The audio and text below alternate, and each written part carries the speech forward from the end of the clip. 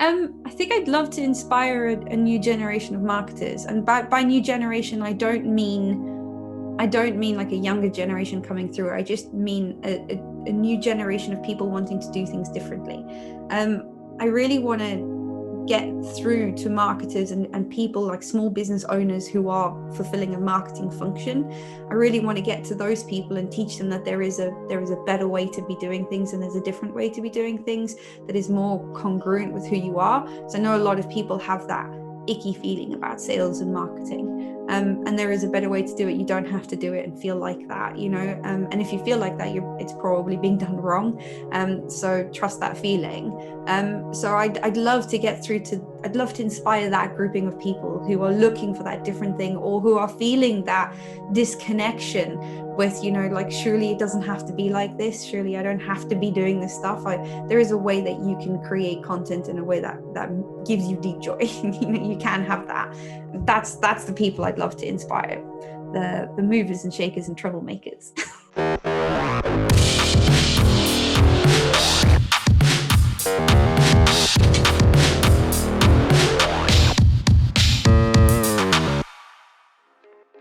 Hey everyone, it's Johnny here. So a very long time ago, about 18 years ago, I started working in marketing. Now I came from a design background, so I was more involved in the creative, but I was involved in marketing campaigns and projects. And like most marketeers, I consider myself a marketer now. I think most of us really love our industry. And the reason why we like our industry is that it's constantly evolving, it's constantly changing. So the media in which we communicate to customers is changing, the technology is changing, and I suppose ultimately the way that consumers behave now, the way that we buy things and engage with things is changing. It's a constantly evolving industry. And because of that, marketeers are always talking about marketing. Business owners are always talking about marketing, because we're always trying to get ahead of the game. We're trying to understand where things are going and what's around the next corner. And really, we're trying to understand people. Why do people buy certain things? Why are they interested in certain trends? So we're always trying to stay ahead of the game. Now, within marketing, we can go much deeper. There's a level of science in there. There's a level of magic and alchemy. So we're always trying to understand people's brains and the way people think. And I'm really interested in this. From a brand point of view, it's quite important that we understand people and what people want and how people feel in their hearts and minds. So I'm trying to understand the way that people think. And I got introduced through Marketed Live, a really interesting person. Her name's Kendall Mcdonald. She's the founder of Automation Ninjas, and she's also the author of this book here, Hack the Buyer Brain. Now, I've been reading this, and it's so refreshing to read a book about marketing and sales that not only talks about brand and brand building, but really discusses and dives really deep into the way that people behave and the way that people think. So I absolutely love this book, and I thought I need to reach out to Kendall and I need to talk to her about her work and the things that she does at Automation Ninjas, and a little bit more about how this book came about, how she got into psychometrics and psychographics, how she got into behavior and psychology, and how that's played a part in the way that she does her business, the way that she engages with her customers, and also how she's looking to the future and seeing where technology is going and how marketing is changing. So I got to interview her a few weeks ago as I record this. It's kind of mid-May, and we had a really cool conversation all about marketing, all about sales, and all about hacking brains. So this is Kenda Mcdonald. Enjoy. So Kenda, thank you so much for joining me today. It's an absolute pleasure to talk to you. Oh, thank you so much for having me. It's very exciting being here. Cool. I'm going to jump in and start talking about the book, because I'm reading this book at the moment, and if you can see where all my dog-eared where I'm reading it, I'm about halfway. I am the slowest reader in the world. Because you know what I do when I read? I'll read like a paragraph and then I'll sit there and I'll think about, oh, that's quite interesting. And then I'll get my phone out and I'll be Googling, I'll just checking something. And then I'll be reading a bit more. Then I'll have to go, actually, I'll go back a few pages. So it takes me about, audiobooks I just get through really quickly, but a hardback book, it takes me ages to get through. But I'm absolutely loving this book. Thank you. And that's the best way to read a book, because you're going to retain so much more information than most people who just like storm through it. So you're doing a great job there. But thank you. That's really lovely for you to say. Do you know what I love about it is this is the first time I've read loads of marketing books. I've read loads of sales books. I've read kind of anywhere in between. It's more about philosophy or psychology. This is the first book that I've read that has all of it in there.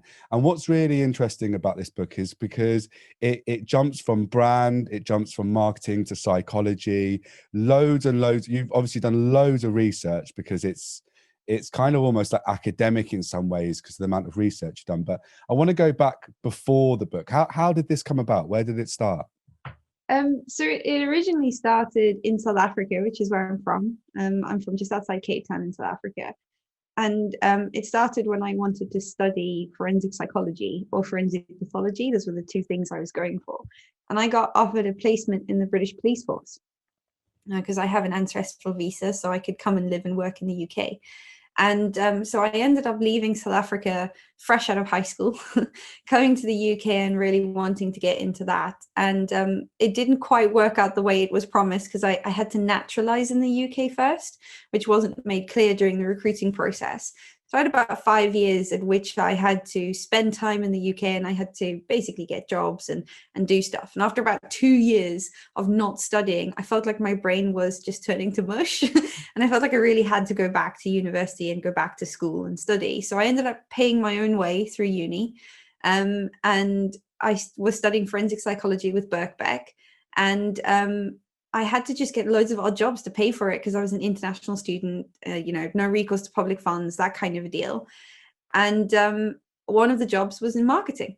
One of the jobs was a dude. I was a PA for a guy who was working in marketing automation. And it was just really such a beautiful juxtaposition of time, because I was learning about marketing automation, something I'd never, ever encountered before and was not part of my life plan and where I wanted to go. And also learning about how the brain works. And it was just so interesting because I could see how the things that we were doing in that company weren't catered for the brain. They weren't quite ticking all the boxes that I was learning about as I was studying. And I think just down to fate that those two things were happening. And that started the chrysalis of an idea. What if we started taking that understanding of what we now have of what the brain is capable of doing and how the brain works? And what if we applied that to our everyday marketing strategies? How would that change? How would you build better relationships? How would you get higher conversion rates? And it was just, that was the chrysalis of it. That's where it started. And, sort of 6 years later, here we are. It's amazing. We work in a funny industry, don't we? Like, it's an industry that's constantly evolving. Like you'll probably have, I reckon there'll probably be 5 versions of Hack the Buyer Brain in the next 10 years because you've got to keep rewriting it. We work in an industry that changes constantly as humans change, our purchasing behavior changes, the devices in which we kind of use to buy things. How quickly do you have to write this type of book to make sure that it's still relevant by the time it gets published? But I think that's the thing that you're really lucky with in a lot of psychology, is that once you have these kind of foundational discoveries, so a lot of what the book was built around is 2 specific things. One is how we pay attention, and the other one is how we actually make a purchase decision, because those 2 things really combined pretty much cover the entire marketing journey and that entire relationship building journey that businesses are trying to do with consumers. And those 2 discoveries, while we keep adding to them and we add our understanding of them, their cornerstones are very, very solid and they're not going to change. So I was quite lucky in that respect, in that those 2 things are pretty foundational. They're not going to change too dramatically. But yes, definitely all the other little nitty gritty things, like how you actually implement that, that is going to change massively, and it's why I started book number 2. So there will be like it'll be like a slightly different version of this. It's not covering the same stuff, it's just taking those concepts and going further with them and getting more in depth into it. But I'm quite lucky in that, you know, those are really foundational pieces of things. The purchase formula, that's how the brain understands purchase. That happens. And how we pay attention is just how it is. And we just have the neuroscience to back that up now. We can actually see how the brain is doing that. So in that respect, it shouldn't need to be written or rewritten. It can just be added to, which is all right. I'm quite happy. It's a nice foundational, stable piece of content. That's why I really like your approach to marketing and sales, because you come from a human point of view, from a behavioral point of view, from a psychology point of view. And like you said, you know, we are human beings, and we're going to be the way that we are for the next, you know, good few decades. So that your approach is built on common sense, and the foundations is built on common sense.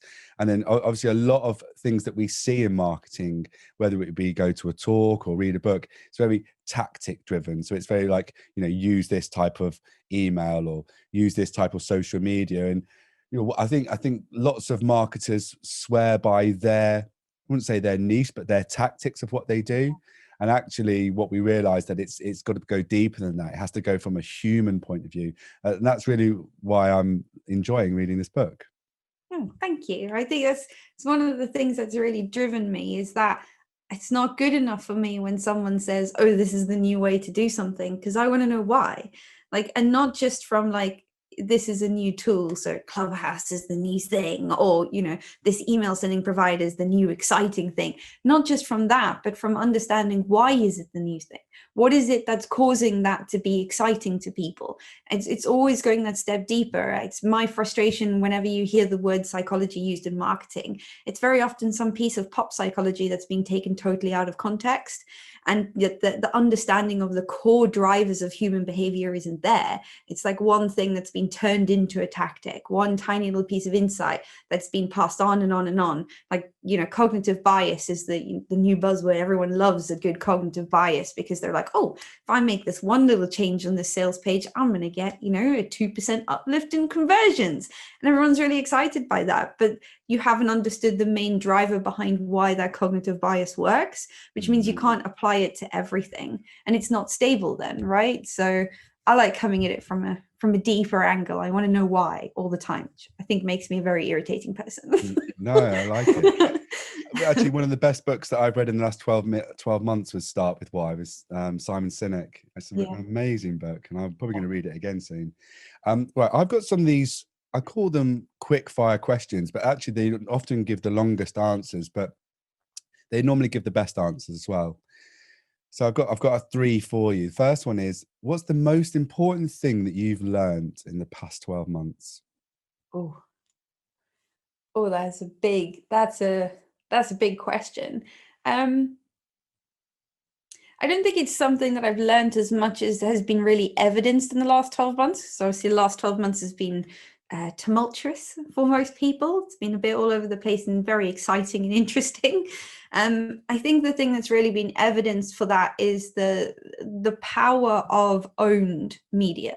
So the power of really owning your space, owning your owning who you are as a brand, owning who you are as a business, owning who you are as human beings in a company, connecting to human beings as consumers. And owning that has been more important now than it has ever been.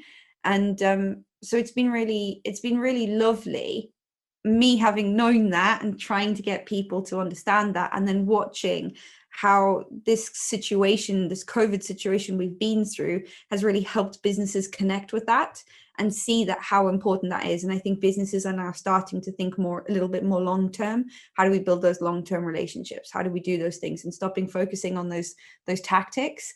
I think that's been the biggest thing that I've kind of learned in the last 12 months, is just focusing on that longevity of owning things and helping businesses do that, because we don't do that enough in marketing. We tend to focus on quick things right now. What give me some examples of owned media. What could that look like then?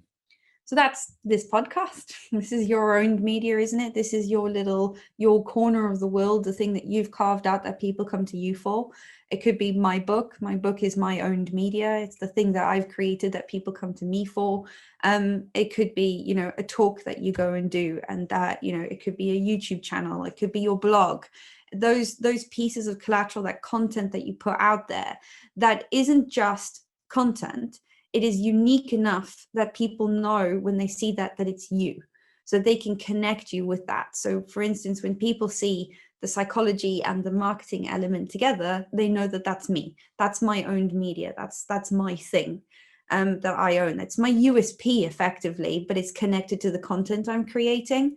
And so various different people will have their own varieties of owned media. So we know when we talk about marketing automation content, most people think of HubSpot, because HubSpot's owned media is so strong in connection to small business resources that they provide. And various different tools have various different things, but HubSpot's well known for that content creation. And I'm known for that thing. So owned media is really important in that respect. And is that because the fact that it can be repurposed, it's evergreen, it's long, a lot of it's long form and it's long tailed as well. Is that so people can go back and revisiting it and seeing it and listening to it and reading it? Yeah, and so that people can build a relationship with that. You know, people can effectively build, can understand how you're different from your competition. They can understand how you're different from everybody else out there. They can really connect with who you are. It adds value to them, which of course is good for the brain because it increases that reward functionality in the brain, which is what we want. So it's more vital now than I ever thought it was. It was always like, you know, massive part of what I'm urging people to do is create that owned media, create that thing that differentiates them. But now more important than ever, as evidenced by our current crazy times. And that being distinctive and separating yourself out from the competition, that's the deep work there. That's how brands can really stand out, isn't it? Exactly. You know, it's always interesting because when you talk to people about it, they go, oh, but I'm not different from the competition. But you are. You know, you have those unique things that you do. You have those little things where you're like, you know, no one else thinks in the same way that you do about that thing. And it's owning those, or maybe it's the way that you're talking to people. Maybe it's the way that you look as a company. You know, it's where the branding comes in, right? Like making things, and branding goes a lot deeper than just, you know, the way something looks, but the way something feels, the way you know, people approach you as a business and have that connection with you. You know, that is your differentiator. There is something that makes you different from the competition. That's why people choose you over other people. Amazing. Okay, next one. Who inspires you? Oh, I don't want to be too cheesy with this. But really there's some specific marketers out there that I love listening to. I love Anne Handley. I love Seth Godin. They're always my two go-to proper inspirational people, those two. But in terms of day-to-day inspiration, it's definitely going to be the small businesses. And I know it's super cheesy, but it's what gets me out of bed in the morning. It's that passion, and in particular, it's small business passion. It's that drive to create something better and to do something different and to be better. That I find really inspiring. That often when I'm tired and I don't fancy writing something or doing something, that's the thing that makes me think, oh yeah, I got to do that. You know, it's that passion that kind of really does inspire me and get me to the next step all the time. Because I know that other businesses are pushing as hard as I'm pushing, and that keeps me going. But in terms of like stuff that comes through to my inbox that I enjoy reading from an inspirational thing, it's going to be Anne Handley and Seth Godin. I love them to bits. How much of your working week is spent writing and making content? How much, what, like percentage-wise, would you say that you're doing that type of work? Not enough. Not enough of the week. I think it's going to be a good 20% of my week as a minimum. I would like it to be more. Fridays is one of my days that I set aside just to do content work. Sometimes client work creeps in there. So it should be a full 20% of my week. But then I often write on the weekends, or I'll do it in the evenings and stuff. So when I get heavy into book writing, and because I'm outlining book number 2 at the moment and researching, it will creep up to around 40 to 50%. but most of that will be evening and weekend work. Wow, brilliant. Okay, Yeah. to follow on from that question then, who do you want to inspire? Oh, I think I'd love to inspire a new generation of marketers. And by new generation, I don't mean like a younger generation coming through. I just mean a new generation of people wanting to do things differently. I really want to get through to marketers and people like small business owners who are fulfilling a marketing function. I really want to get to those people and teach them that there is a better way to be doing things, and there's a different way to be doing things that is more congruent with who you are. So I know a lot of people have that icky feeling about sales and marketing. And there is a better way to do it. You don't have to do it and feel like that, you know. And if you feel like that, it's probably being done wrong. So trust that feeling. So I'd love to get through to. I'd love to inspire that grouping of people who are looking for that different thing, or who are feeling that disconnection with, you know, like, surely it doesn't have to be like this. Surely I don't have to be doing this stuff. There is a way that you can create content in a way that gives you deep joy. You know, you can have that. That's the people I'd love to inspire, the movers and shakers and troublemakers. I like it. I really like it that, you know, it's people like you, Kenda, that is changing the way that we look at sales and salespeople, because it has got it's been tainted. It's got a bit of a dirty name, a salesperson, and it doesn't need to be, because sales, you know, it's a very simple transaction, isn't it? It's a very simple. It's a very important element of business. It's one of the most important parts of business, but it's often looked at in a way that's, I don't know, not in quite negative. And I like it that you're looking at things and looking at and turning sales, not from a salesperson point of view, but even from a buyer point of view, turning it into a positive thing. So I really, really like that, and the work that you do. Thank you. It's a massive drive. Sales we can't have businesses without sales. It's not possible, right? We cannot survive as a business if we're not selling something, whether it's like our resources or whether it's a product or a service. We have to have that sales function, yet we feel so uncomfortable about it.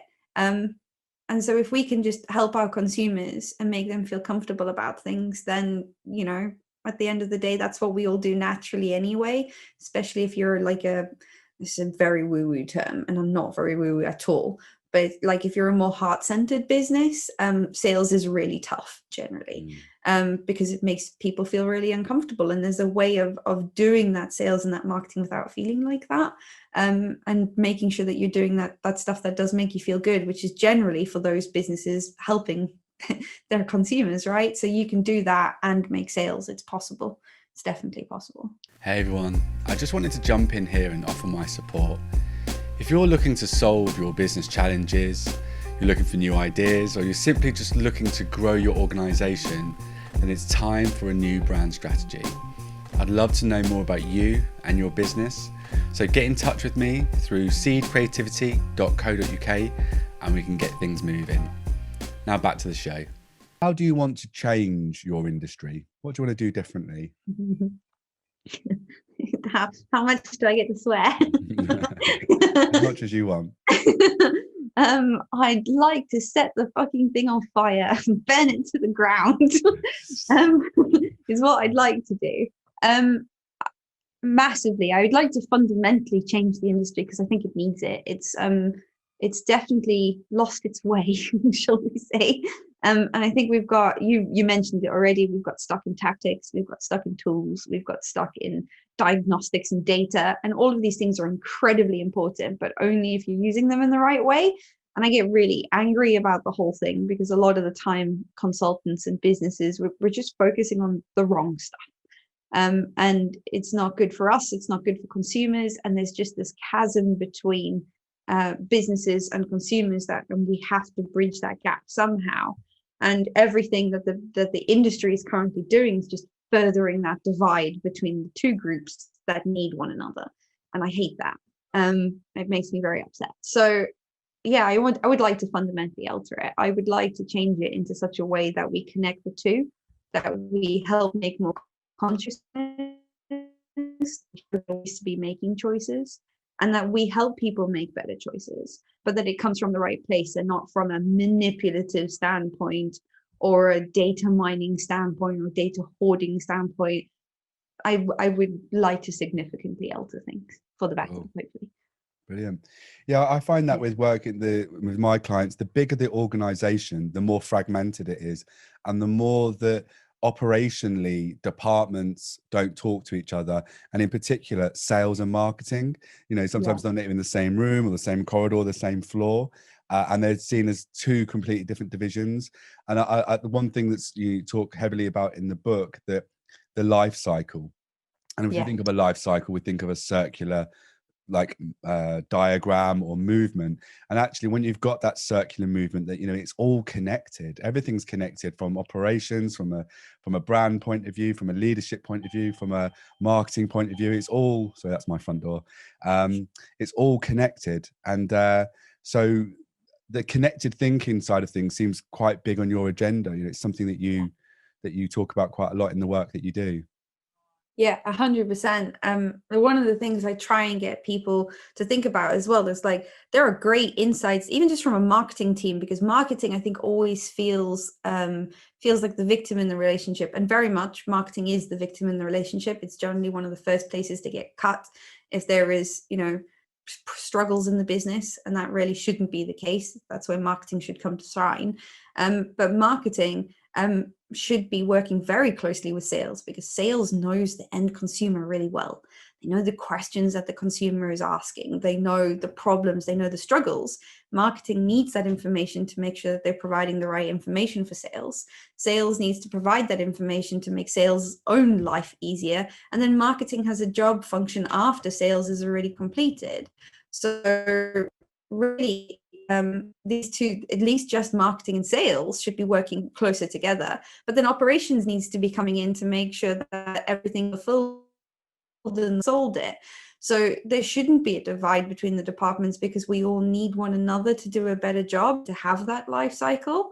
If you want to do sales appropriately, if you want to sell your product in the best way possible, sales and marketing have to work very closely, and they have to work very closely with operations and fulfillment in order to get that experience that is seamless, which is what consumers are demanding. So I don't think we can afford to have those divides anymore. No.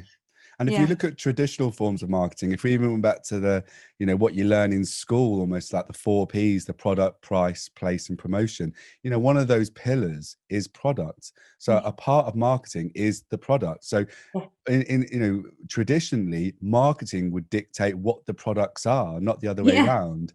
And I worked with an organization recently that marketing was an afterthought. They do all the work. They put together it was actually, they were putting on events. And then they go to marketing, go, right, that's the event that we're putting on, promote it. Or actually, it should be marketing that should be going to events saying, this is what people are searching for. This is what people want. This is where the numbers are. The numbers, the narrative is in the numbers, and saying, right, we need to make events around this sort of thing. And it's the other way around, but it's totally antiquated in the way that we do things. I absolutely love what you just said. The narrative is in the numbers. That's brilliant. I'm going to steal that. I will credit you. I'm definitely going to steal that, but it's true, right? Because marketing can see where things are moving, right? So marketing can see, something's happening here, or we're not getting a great response to this, but we are getting a great response to this. There's so much that should be fed back into something, and products and things should not be created without doing that initial market research first. And that's literally, the word market is in there. Yeah. Cool. Okay, so I'll just mention about the basics there. I think, and I like to go talk about basics. I've got a good friend who, Paul Chapman, and he's always going, let's go back to the basics. With your clients and the work they do, where are the mistakes that you see again and again? What are businesses getting wrong in their marketing? The fundamental mistake, the basic mistake that people tend to make, is very much in the awareness journey. They are not clear. Most businesses are not clear. I don't think I've ever come across a business that's 100% clear on the awareness journey. So the awareness journey is those stages that people go through when they're deciding to buy a product or a service, or they're deciding how to buy it or who they're going to buy it from. So we go through from unaware to problem aware to solution aware to product aware to most aware. Those awareness stages fit the general buying process that the brain goes through. Eugene Schwartz originally created the awareness stages, but the neuroscience backs it up now, which is always nice. But those stages are so important because they help you understand what people are needing at each stage. So therefore, what they need to be able to come into your sales cycle, into your marketing cycle, to become marketing qualified. People need to have certain stages. They make it aware, like where you need to be focusing that search volume. If you do, where you need to be focusing your marketing materials, where you need to be focusing your advertising, what content they need at certain stages. That I really feel is the basics because it underpins your customer journey. It underpins your life cycle marketing stages. It underpins absolutely everything. And vast majority of businesses don't have it like at all. Yeah. Okay, that's interesting. Okay, so I'm going to jump onto brand now because that's my thing. And I want to kind of bring it into the kind of work that you do. Just a bit of terminology. When we think of brand, for me, I always think of community. And brand is the connection that your community has with you. It has with your products, your services, your campaigns, your business. So if we look at brand building in terms of community building, how much of a role does community building have within the life cycle marketing? Because at the end of the day, we're looking, a customer is someone who buys twice. So we're trying to build a community here. How much of a role does that play in the whole life cycle? Oh, it's massive. Absolutely massive. So in order to have a list, you need to be able to get people to opt into something. They need to be interested in it. There's a little bit of brain stuff that goes on there as well with in-groups and out-groups, which is, evolutionary and social psychology, really important to be able to create distinction between those. Community is absolutely everything. If you want people to get into something and they need to feel like they're part of something in order to be comfortable for buying from you again. And yes, you can definitely get by without having that relationship, without having that sort of community effectively. You can get by with that and you can get 1 or 2 sales. But if you want people to keep coming back and to be really loyal customers and to be advocates, so customers that are going out there and telling other people, this is an amazing book, you should buy it. This is an amazing company to work with, you should work with them. This is an amazing product that I really believe in. You have to have because they are creating their own communities as a result of that. So you have to have created a much deeper relationship with people. So it's fundamental to what you're doing to build that relationship with the consumer, but more than that, to build a space that they feel safe in. And I don't mean that in like a Twitter safe space or, like a millennial safe space thing, though there's nothing wrong with that. And I advocate that massively. But it's building a place where people can see themselves and are comfortable being. And if you can create that and you can create people who feel like they're part of something bigger, you will have loyalty in an amazingly strong way. So yeah, it's absolutely fundamental to what you're doing, is to have that community element. It's interesting, isn't it? If we look at where our purchasing behavior, probably 80% of the things that we buy is purely transactional. We need a bottle of water. We go into that shop, we buy a bottle of water, and then we walk away. We're not there's no point in going deep into brand and behavior and these things. It's a purely that they sell the product I need, it's behavior. But then we've got other things that are more community driven, like your local boozer, or the social media that you use, or the trainers that you wear, or the clothes that you wear, or the glasses that you wear. There's these different worlds of business customer relationships, from the, like I said, the purely transactional to these kind of tribal clubs that we're part of. And how can everyone buy into that world, or is it only certain industries and businesses that have that type of relationship with their customers? How does it work? This is all we're definitely tiptoeing into psychographics now. Psychographics are like, so you get your demographics and your psychographics. Your demographics are like all your statistical stuff about the population, right? So like your age, your consumer's age, or your ideal customer's gender, or something like that. Like really odd things like they drive a BMW. That stuff. Not really that important at the end of the day. There are some signposting things that you can definitely do with that. But the psychographics are the stuff that make people, and they are things like your IAO variables, so your interests, your attitudes, and your opinions. that's what creates that tribalism, and that can be created across the board. It doesn't matter if you're a giant corporate. I mean, look at Coca-Cola. How giant and corporate are Coca-Cola, but how has Coca-Cola managed to create a relationship with people a certain way? It's not always positive. Sometimes that can be a negative relationship as well. But look at Nike. How corporate is Nike? How massive of a company is Nike? And look at how they've taken adversity and difficulty around certain situations and turned it into a cause that we feel part of. So much so that people who weren't feeling part of that cause were burning shoes, right? They understood what people's attitudes were towards certain opinions. They understood what their interests were, and they cultivated that, and they created something that you can be part. You can be a Nike, or you can be a little mom and pop store down the road. Everybody can create that by like really keying into people's psychographics. Do that because we realities that, you know, we want to create as a brand, but we also, our audience has their own personalities that we can tap into as well. So anybody can do that, and you need to do that, because otherwise how do you create that relationship, right? How do you create a long-lasting relationship without tapping into that? Yeah, I agree. Okay, so you mentioned about Nike then, and this actually goes into my next question quite well. Nike, very purpose-driven brand, really good community builders. You know, people that wear their clothing or have their apps or are just part of their brand are really, really connected to it. So I'm going to talk about you now and your purpose. I mentioned purpose. I got it from a podcast, I think it was, and it was such a lovely description of purpose, that it's your highest level of contribution. So in terms of automation ninjas, what do you feel is your highest level of contribution? You definitely not pulling any punches here. This is great. I love this. So I love it when you make my brain work. So okay, interesting. So I think it's definitely it's a small thing.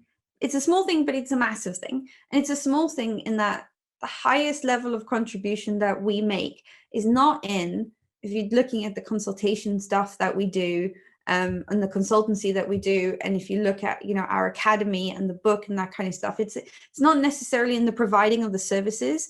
I think the most important thing in that highest level of contribution is the mindset shift. When you give people the knowledge to understand that the brain is working in a certain way, it changes how we feel about our marketing, changes how we feel about our sales, and it changes how we think about the whole thing. That mindset shift is incredibly powerful, because it is such a small little thing, but it changes everything that we do. Because then we look at our content differently. We look at how we send our emails differently. We look at how we do this differently. And that small little shift, even when I just go and do a talk and people go, oh, I actually get why that part of what I'm trying to do is so important now. And it's that little mindset shift that we're giving people. And then, you know, when we're doing consultancy as a business, getting them to see the effects of that mindset shift, that's our highest level of contribution as far as I'm concerned. Well, and it definitely worked, because it's worked on me reading this book. Do you know what? I have exactly the same thing in my brand strategy sessions. I do all sorts of brand strategy sessions, but the initial one that I do with companies is very much about the foundational work of the brand. So it focuses on purpose, really deep questions, get really big answers. We look at philosophy and vision, and it just takes one or two comments from a few different individuals, and you get these huge light bulb or eureka moments. Yeah. And it changes everything. You see it in people's eyes, and they think, that is who we are. That's what we're all about. Yeah. And then the rest of the sessions, it's like riding a wave, because we start talking about things that can happen within the organization, the internal culture, what could the impact look like. And then once you start playing around with those ideas and people are really getting creative, then it's like, how do we market this? And then that's when it gets really exciting. But yeah, those little mindset changes, those asking those deep and meaningful questions, can just go on to lead into such incredible movements. Yeah, that's exactly it. I love that. I love that moment where you just see that it's that light bulb moment where somebody goes, oh, I get that bit, and I get how to apply it. I get why that thing is important now. I get why that thing that, you know, you know, maybe creating content, getting a blog, making a lead magnet, you know, that thing, suddenly the penny drops and they're like, wow, yeah, that's the important thing. But I understand that. And it, like, I understand that because I understand that I need to be increasing the reward activation in the brain. And that's my job, is to do that thing, or whatever that insight may have been. That's the thing that changes things for people. And that's got to be the highest level of contribution any of us can do in any kind of consultancy capacity.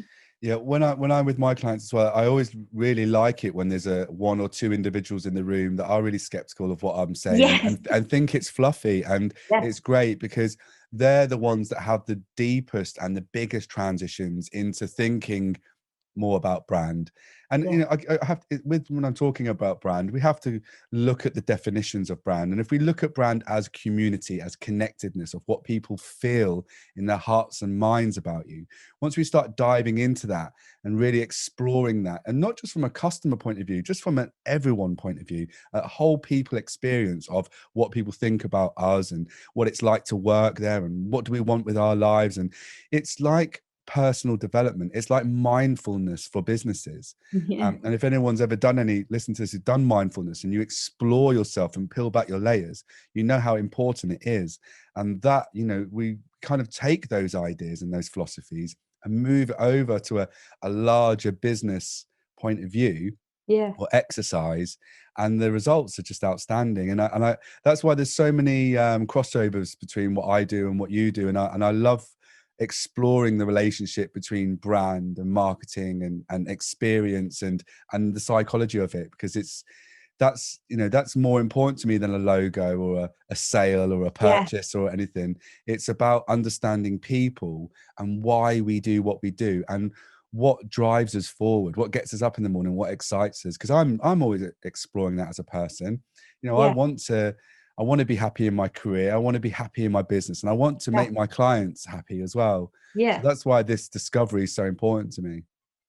It's connection, isn't it? I think you hit the nail on the head with that word. It's how do you make your business connect in a meaningful way with the consumer, and how do you create that two-way relationship? Because I think so many people treat it as a one-way relationship, but when you treat it as a two-way relationship, as two entities connecting, and you know how the flow of information goes between the two of them, and the flow of money and the flow of, you know, all those different things, and you create that connection and you get a positive feedback loop between the two. I mean, that's perfection, isn't it? That's what we're all trying to achieve.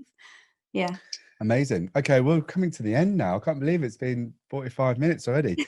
So I kind of want to look to the future, really. What does the future look like for hacking brains and the future of automation ninjas? Where are we going? What does it look like? Oh, the future's an interesting place for us, I think. The drive behind this business is, you know, in the beginning when the company very first started, was very much just to provide marketing automation services.